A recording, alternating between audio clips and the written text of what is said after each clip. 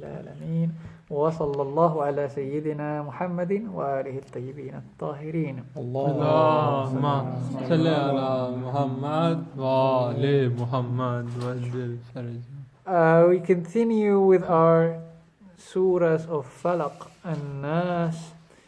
Quick recap about last week. We mentioned that these are together as a pair.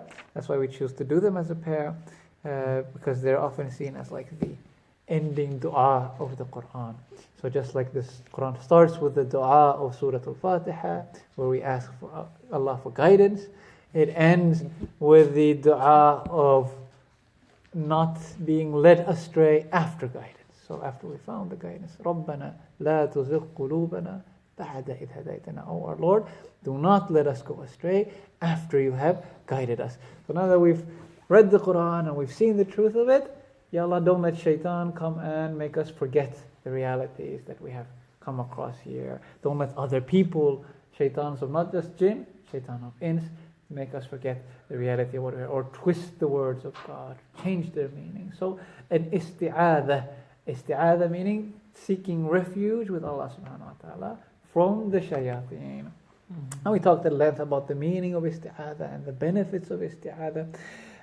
So these two are together known as the mu'awwidhatan, the two surahs of seeking refuge with Allah subhanahu wa ta'ala from the shaitans. Yeah. So we discussed about قُلْ أَعُوذُ بِرَبِّ الْفَلَقِ, say I seek protection with the Lord of the daybreak, falaq meaning that sort of dawn. And again we mentioned as well that one of the good times for reciting the surahs of Falaq and Nas is at dawn when we wake up, and at night before we go to sleep. And then we also read مِن شَرِّ مَا خَلَقَ, from the evil that He has created. Of course, we emphasized here and we reminded ourselves here that of course Allah does not create evil, because that would be an evil action, and Allah does not do evil actions. Everything that Allah has created, He has created as good. وَكُلَّ شَيْءٍ أَحْسَنَ خَلْقَهُ. He has created everything in the best of make as good things. Everything is good, but it can be used, things can be used for evil as well. So if I create a knife, it's a good thing. It's not necessarily a bad thing. I can use it to as a tool and to cook and to cut things and to help me in my life. But I can also use it for evil. I can use it to stab someone, etc. Doesn't mean that the knife itself is an evil creation. It has good uses. It has good things.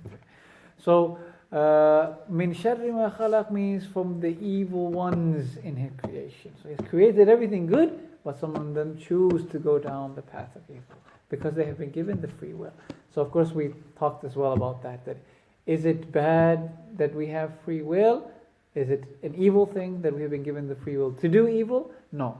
It's good because true free will is meaningless without the choice to disobey God as well. Then that's not free will. We're not truly free to choose to believe in God and free to disobey Him if we cannot do so.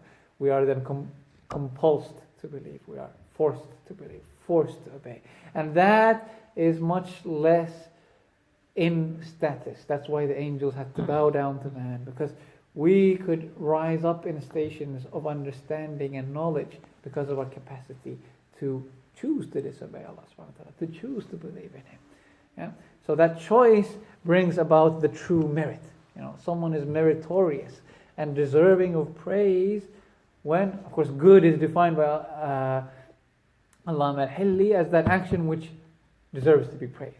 So something is good in the sense that it deserves to be praised only once they have the choice to do that action. So we gave the example of, if Ahmed is a blind man, can we praise him? Oh, mashallah, he never looks at women inappropriately. He's a blind man. It's a meaningless praise. If he was capable of seeing, maybe he would do it. Yeah. So the merit comes from the choice to do it.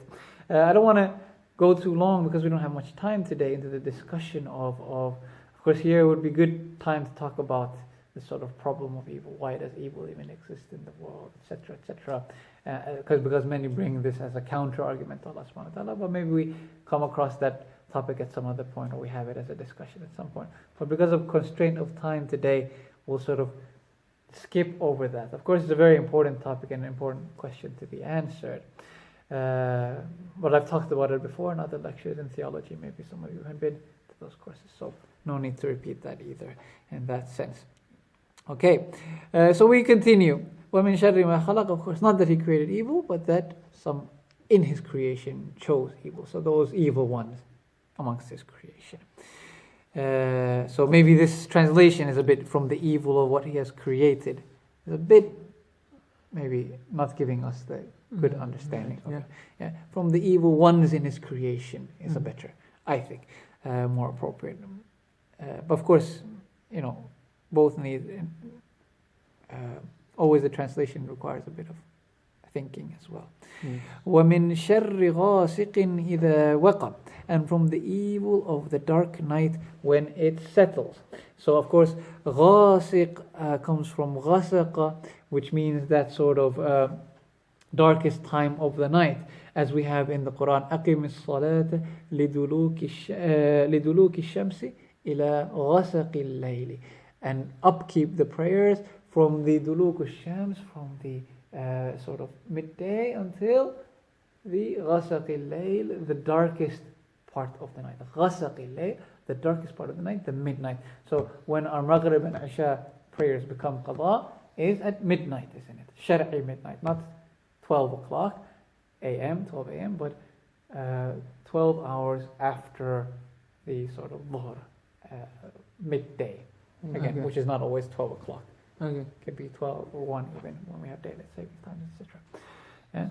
So ghasaq, the darkest part of the night. So here, of course, translated as the evil of the dark night when it's settled. وَمِن شَرِّ غَاسِقٍ إِذَا وَقَبَ.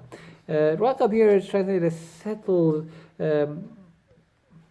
Of course, literally, waqab means to dig a hole as a trap. Literally, this would mean that I seek refuge from the those who dig traps for me in the darkness of the night.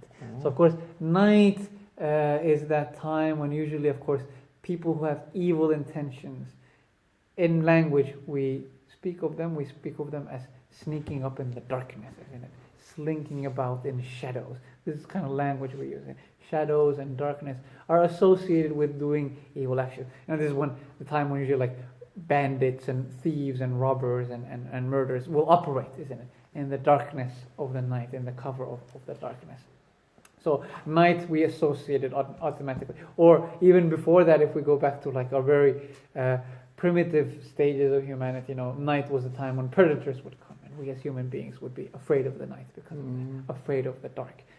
So, of course, here the nice juxtaposition, Rabbil Falaq, the Lord of the dawn, juxtaposed to the dawn being that hope, the light that comes, the one that makes us feel safe. So Allah, all these things, by saying Rabbil Falaq, of course, it's not just chosen just like that, the daybreak as a quality for Allah subhanahu wa ta'ala here, something that He associates Himself with, but because of the structure of the surah, is it?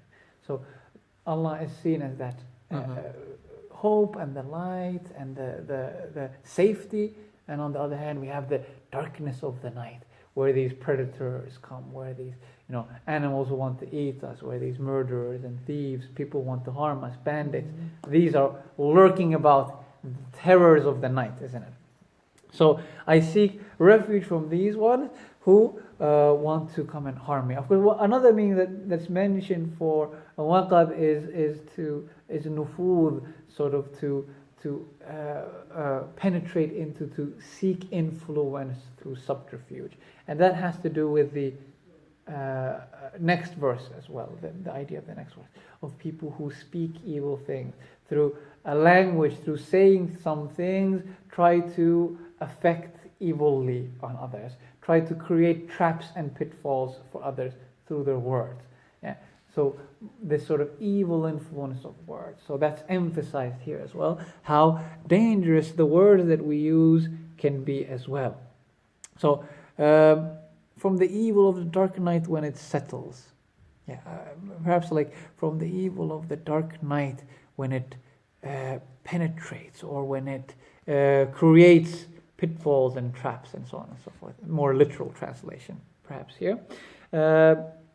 But it all ties in, of course, to the next verse, وَمِن شَرِّ النَّفَّاثَاتِ فِي الْعُقَدِ, and from the evil of the witches who blow on knots. Now this translation, of course, here is very literal and is taken from the sabab of nuzul of the verse that is mentioned as a sabab of nuzul. The story that is mentioned, I should clarify, the story that is mentioned as a sabab of nuzul for these verses. Sabab nuzul meaning the why it was revealed, what's the context of the original revelation for these verses. So there is a story that is mentioned, is that the Prophet ﷺ was put under a spell by some Jews, and some Jewish people hired some sort of sorceress women or some sort of sorceress Jews. Anyways, something to do with the Jews. They put him under a spell that he got sick. And then he was sick for a long time, and then Jibreel alayhi salam came to him and revealed to him the reason of his sickness and said, you've been put under a magical spell. And how they do the spell is in ancient Arabic sort of mythology. It's quite similar to something like voodoo nowadays. So they took some of your hair and they tied it in a knot, and they spoke a spell over it, and they threw it in a well, and this caused you to become sick. And let me just tell the story, and then we can. So Jibreel said, yes, this hair, they've done this and this to you. This is why you're sick, and this hair of yours is in the bottom of such and such well. And they went and they took that hair, and then they sort of opened the knot, and then he sort of got better after that. So this is mentioned as a story, sabab of nuzul of this verse. So here, from the evil of the witches who blow on knots, is a very literal translation relating to that sabab of nuzul. And you had a question? This kind of things really happen? Yeah. So, of course, many of our scholars criticize this stories quite heavily, and they reject them, and they say that, well, first of all, for example, Allama Tabrisi in his Majmu' al-Bayan, he criticizes it, and he brings the following reason. He says, for example, that, and many other scholars later, he's a very early scholar, so many later scholars take the same position, like Ayatollah Makarim and others. He says that, well, first of all, Surah Falaq is a Mekki surah. It was revealed in Mecca. So if this did happen and then this surah was revealed because of that, then, well, we know we didn't have any Jews in Mecca, so this must have happened, So the surah was revealed and the events happened much later in Medina, isn't it? Years later. So this was somehow revealed before it even happened. So it doesn't tie in. So we cannot use this verse and the sabab of nuzul to tie in the meanings. And then the other point he makes is that, okay, if the Prophet ﷺ could have been put under this spell by the Jews in this fashion, that they just took some of his hair and then, they cast a spell on him. So why didn't they do it again? It was relatively easy, why stop after one such assault? You would have done it again. It worked, obviously. Let's do it again. Let's do it even worse spells, and let's do even more difficult magics, etc. And then, of course, the final point he makes is that if the Prophet could be influenced by magic in this way, then certainly that calls the whole mission of the Prophet into question, the whole Quran into question. What if these verses that he spoke to us were uttered while he was under the influence of some voodoo, mind control magic? Then how can we trust anything that's here in the Quran? It calls the whole thing into question, isn't it? So why would Allah allow the mission of His most holy Prophet to be undermined in this fashion?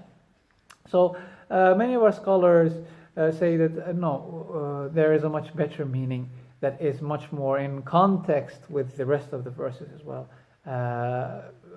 So this verse 4 is kind of an outlier in this sense, that suddenly it doesn't sort of fit to what's happened before and what's happened after. Suddenly it's a bit of talk about magic, and then we go back to other things.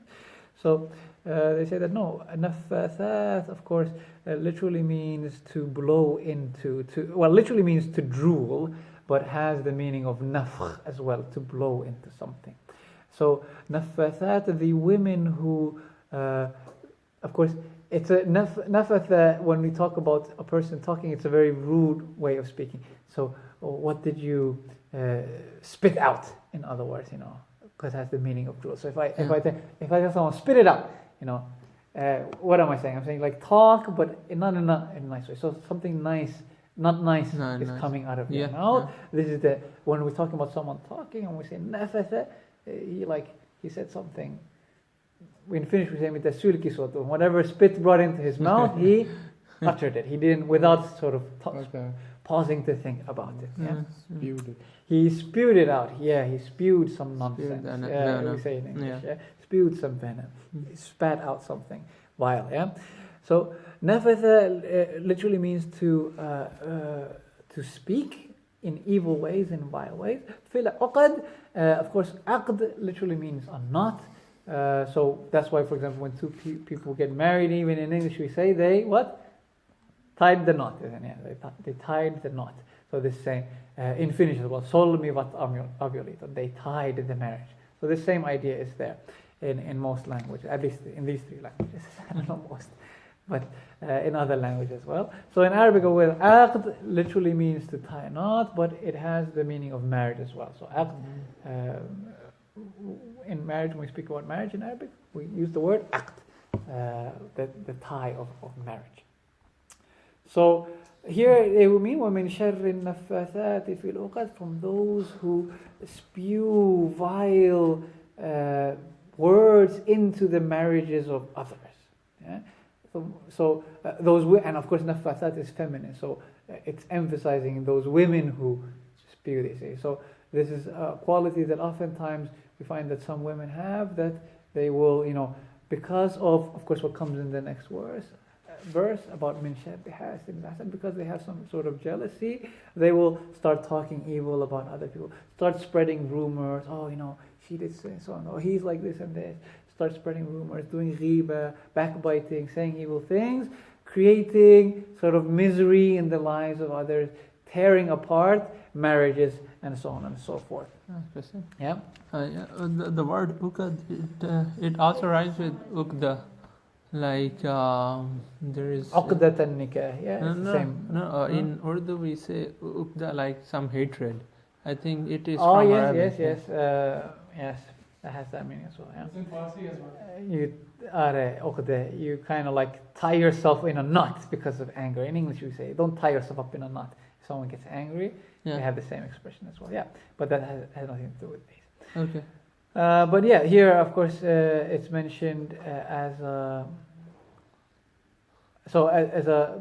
these oftentimes women, most likely, but any person who speaks vile things, who does ghiba, motivated by jealousy here, to try and break up the marriages of other people.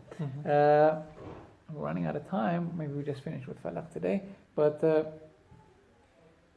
one final point, of course, you can mention that, okay, so if we ignore this, is there such a thing as magic? Can magic exist?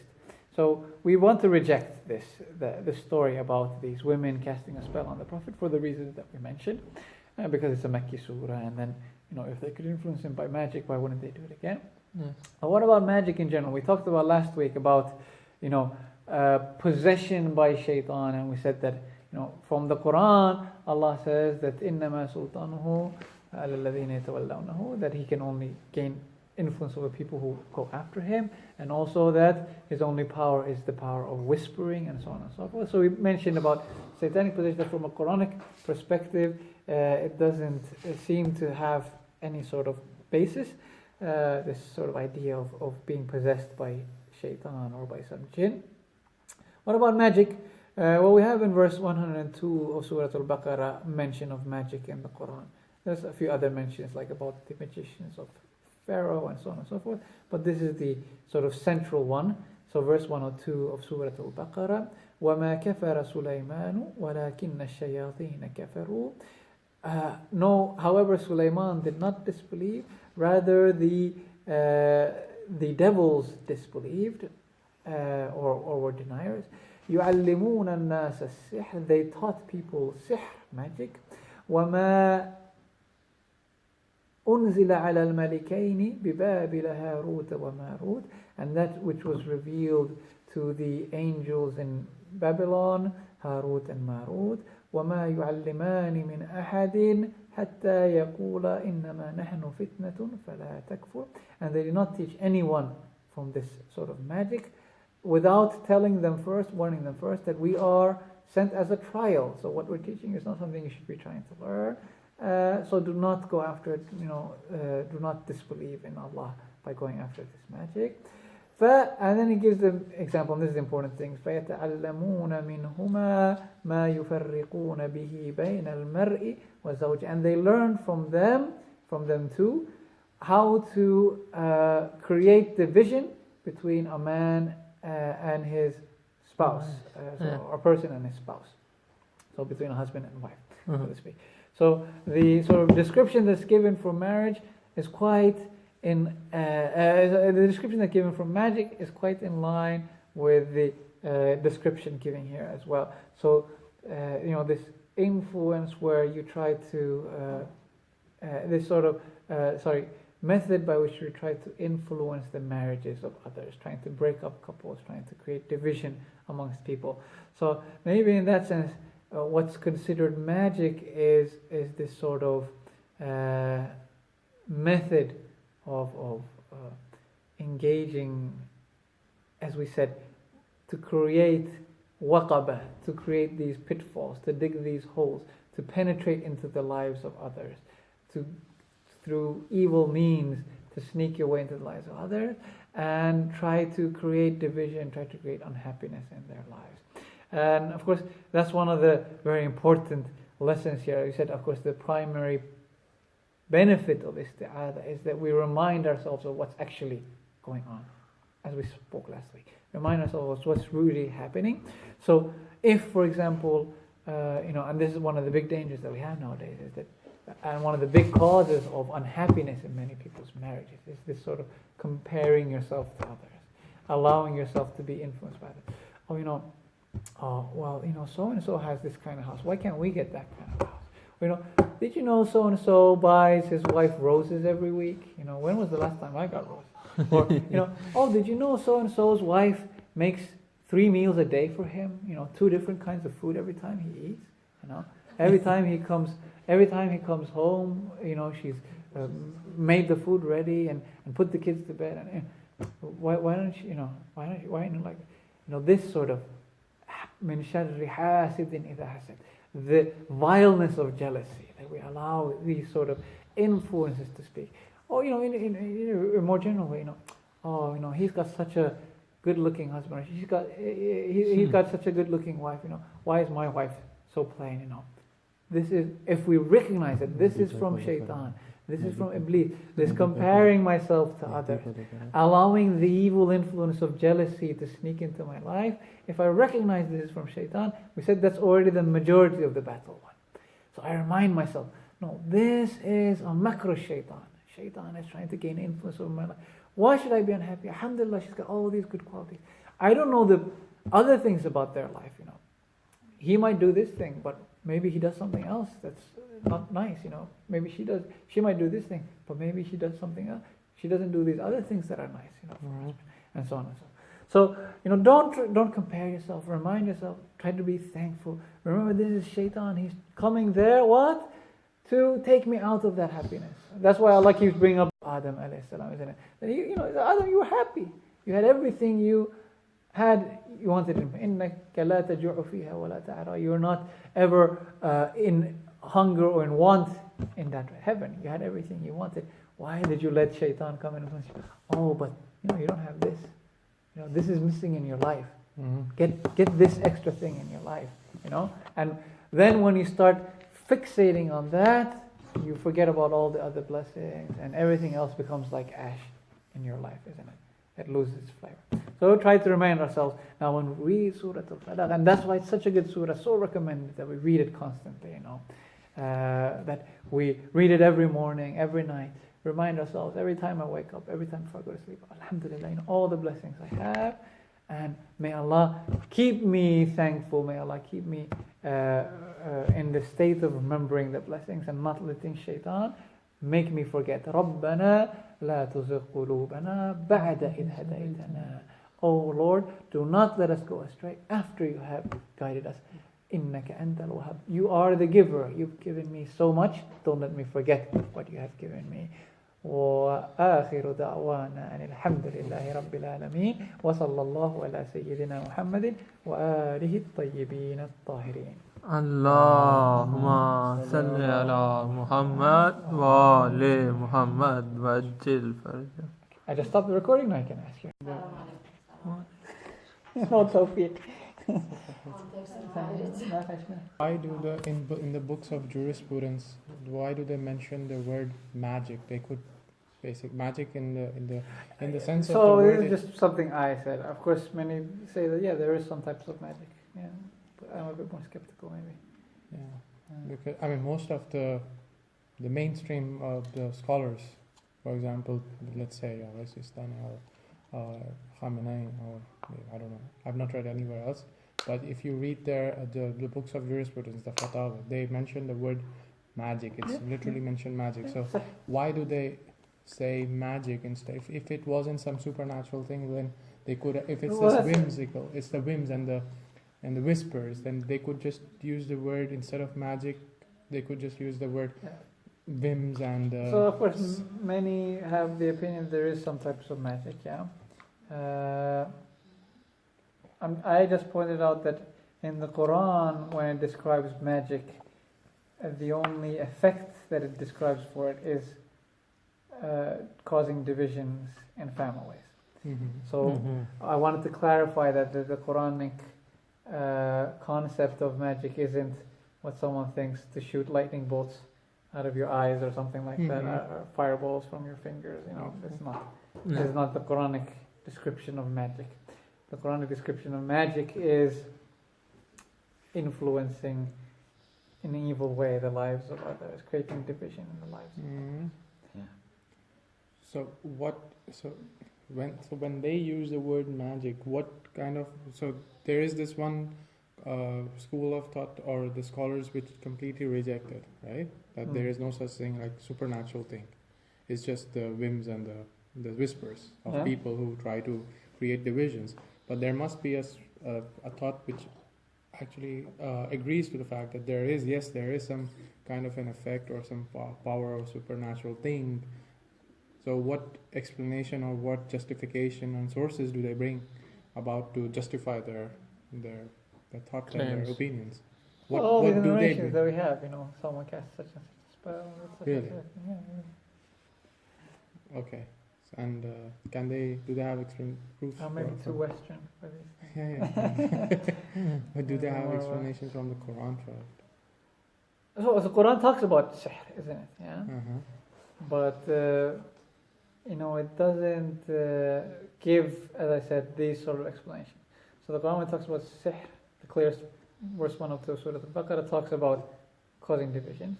Mm-hmm. When it talks about the other types of magic, it says, "Saharat a'yunana," our eyes were put under a spell, meaning some sort of illusion, trick. Yeah? So like what nowadays magic is, and it's someone who does a magic show in, let's say, a stadium or what it's called, in a hall. Yeah, they don't. Hand tricks. In a show, it's not. He will admit, I'm not doing something supernatural. It's just an illusion, isn't it? It's just a nice looking illusion. Everybody knows it's an illusion, but. Of course, in general, all of the scholars say that practicing magic in any sort, shape, or form is forbidden. So it's not something we should go after, because it only has evil. إِنَّمَا نَحْنُ فِتْنَةٌ. As the angel said, we're only teaching you something that's evil, coming as a فَلَا تَكْفُرُ. It's a type of kufr to start trying to practice magic. Yeah, whatever that magic may be, whether it's to speak evil about other peoples and try to gain, evil influence over them. That's usually what politicians do. How do you manipulate people? How do you divide? Is all those tricks that they do in the magic shows? That's different. That's just illusion. There's no claim to actually I'm doing something supernatural, isn't it? This is just for entertainment purposes. How do we draw the line? Where do we know that we have actually entered the realms of magic? Yeah, so if there is, there's if there's real influence on people. No, not real influence. Even let's talk about the school of thought which agrees that there is no, it's just whispers and no real control over the other person. Yeah. Okay, let's, even if we take that point of view, how do So we it's know just that? Where do we? the word has gained a new meaning with time. So what we call nowadays magic would have been just called showmanship in the past or something like that. It wouldn't have gone under the title of magic, most likely. It just changed the idea of it. But no, my question Okay. still stands there, that how do we know? I mean, we know that there is no such, like, they don't have any power, supernatural powers. Okay, that, let's take that opinion under consideration. With that opinion, so magic tricks are not haram, right? They are not forbidden because of course it's trick, illusion. But when do we enter the realms in which it's forbidden? Well, we don't enter because there's nothing there. If you take that opinion, there's nothing there, then there's nothing there. Yeah, but then what it's is? just like being skilled with a yo-yo. It's not Yes. different. Then what is? You don't go into the realm of magic through being skilled with a yo-yo. Yes, but then they have in the books of jurisprudence, let's take the magic from that point of view, which says that there is no supernatural control. Yeah. Where does it start? Doesn't start then. If we take that point of view, then it never starts. It There's never no starts. way to do that. There is nothing You there. just said if we take that point of view. Then what about those things where they blow things, like they try to break up the marriages and those kind of Yeah, things? so then we take the point of view that this is talking about things like riba, speaking out of jealousy, Yeah. making up lies about other people, trying to, make Jealousy. people jealous and unhappy Fake and news. miserable, and Ali, Yeah. it's a shame your wife is like this, come to my place, my wife will make you nice food, don't let her treat you like this, etc. And might seem like, I'm being very nice to you and helpful, but this is a type of satanic influences in it. Yes. I'm whispering to you in the same way Shaitan will come and whisper to you that Ali, it's much better. Your wife is not so good. You're a rich man. You're still young. Go get a second wife. Da, da, da, da. Sometimes it can come from jinn. Yeah. Sometimes it can come from people. Yeah. So it's like right now. So that's why it continues. I said these are a pair. So the next surah continues with this idea that we recognize that some of them are from jinn, the shaitans. We are afraid of Iblis, but sometimes we forget that the ins next to me, he could be just as bad as that Iblis. Why am I listening to his words? Why am I letting him influence me?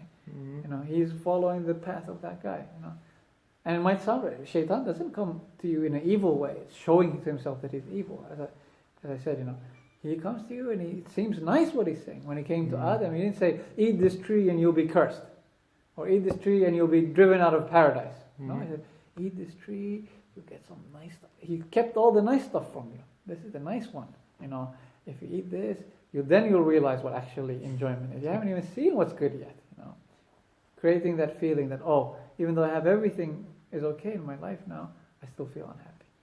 I should get something. That's the biggest sort of path to destruction. It's more like a blanket statement, a word which this magic, right now this magic concludes, it encompasses all those things. Because, It's like as I said, the word has changed. Umbrella So magic, if you don't ask my opinion, let's forget about other opinions. Let's take which one. So magic is when we think of, something happened and we're not sure how it happened. We call it magic. Yes. It was magical. I didn't quite understand. How he did, I don't know. It was quite magical, He pulled out the card, suddenly out of the pocket, it was the same card. I know it's not really magic, but I use the word what? Magic. To describe it, because I don't know how it happened. So here, how did I end up here? How did I end up in this situation? I don't know myself. I was happy, we were fine, we were living together, no problems. Suddenly, this is an issue, that's an issue. Who talked to her? Or who talked to me? Who came and whispered these unhappy feelings into my mind? What happened? So I don't know, because I don't see where it came from. It's a type of magic, isn't it? So Allah says in the Quran, so next week we'll go more into detail when we talk about Surah Al-Nas, but how that Quran, how Shaitan will attack from behind you, from front of you, from above you, from your side, coming from these different sections. إِنَّهُ وَجُنُودَهُ يَرَوْنَكُمْ مِنْ حَيْثُ لَا تَرَوْنَهُ. Him and his army sees you from places where you don't see them. They're coming from directions you never expected it to come from. This is the sort of what Allah is saying, the darkness of the night. Why does He describe it as the darkness of the night? As pitfalls. If a pitfall is sneaky already, isn't it? But then a pitfall in the darkness of the night, you have no chance.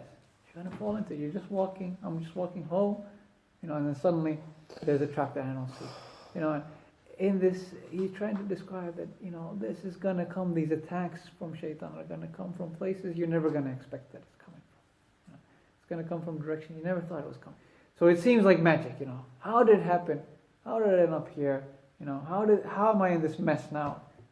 And He said afterwards, and you're like, That's why, as I said, again, the story of Adam is reminded us all the time. Adam said afterwards, Ya Allah, what did I do? I had everything, and now I'm here. Why did I let shaitan lead me astray?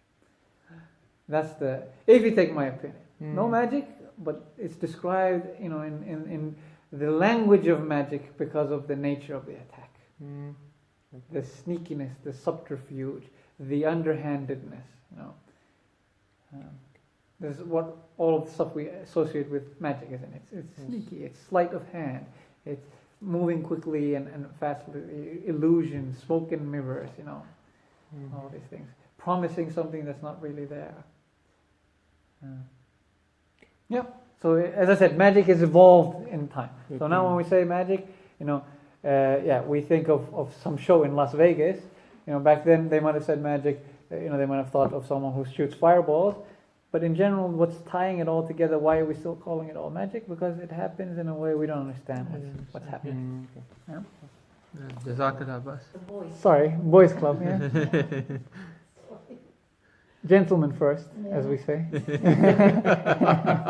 The opposite. This verse 4, you said that from the evil of the witches who blow knots, that it's female here. Yeah. Yeah. So the women are those witches. Yeah. So of course, in general, so Quran female, it can talk about both. Yeah.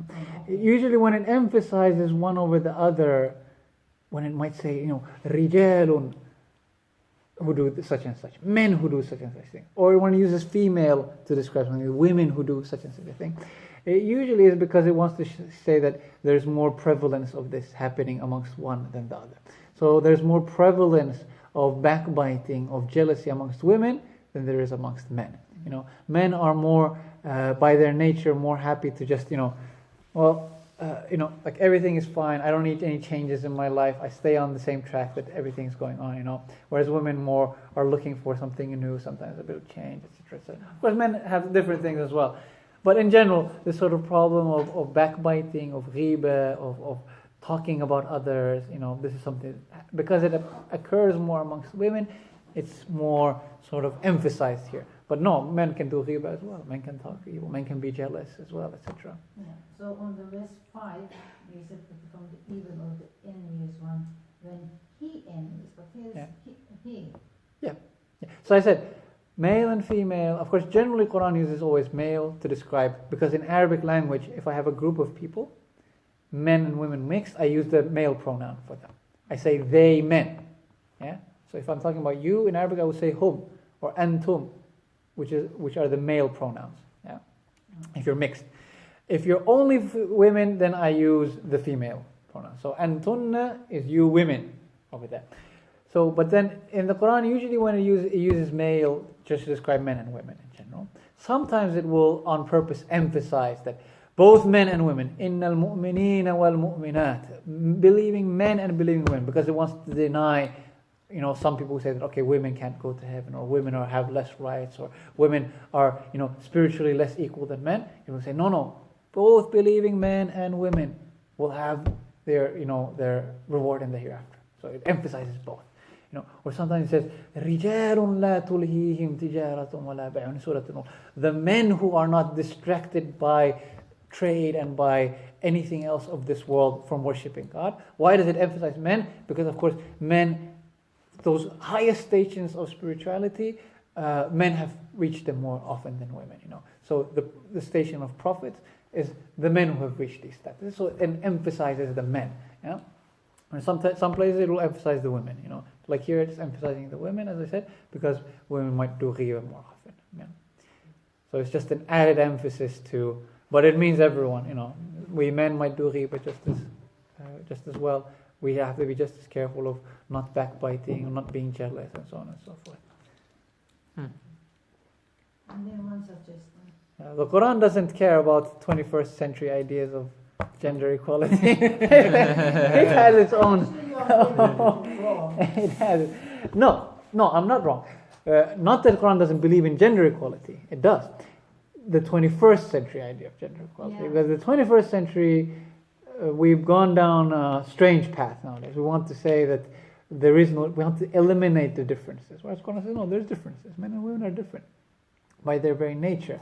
And nowadays, there's starting to be a lot of backlash, even amongst Western academics and intellectuals, social scientists and psychologists, that this sort of model that we're constructing, that there's no difference between men and women, and we need to treat them always in the same way.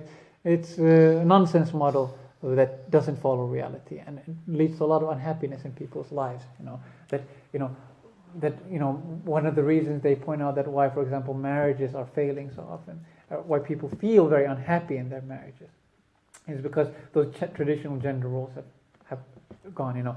Most of the women, for example, there's studies that show that most of the women who divorced their husbands felt like the reason why they divorced them was because the husband wasn't sort of masculine enough. They take that sort of male role in the family of leadership, of responsibility, and so on and so forth. So when they say that, we want the independence and equality, but then when they do get it, many of them might feel unhappy, unfulfilled in that relationship. That, well, this is not a man that I'm married to. Why am I married to this guy? He's worse than me. It's funny because just today one of my Finnish friends said to me that the men, they are not men anymore.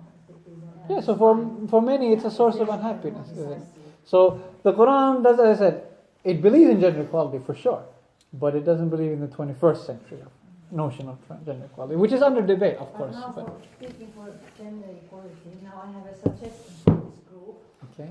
That because now, like today, we read one Surah Quran, we practice this, and it was 3 pages. Yeah. And 2.5 pages Yeah, the men practiced, and we just listened. 2 pages. Next time, 2 we pages. start from the women, and we take And turns. Sometimes we practice more with us, and less with them. No.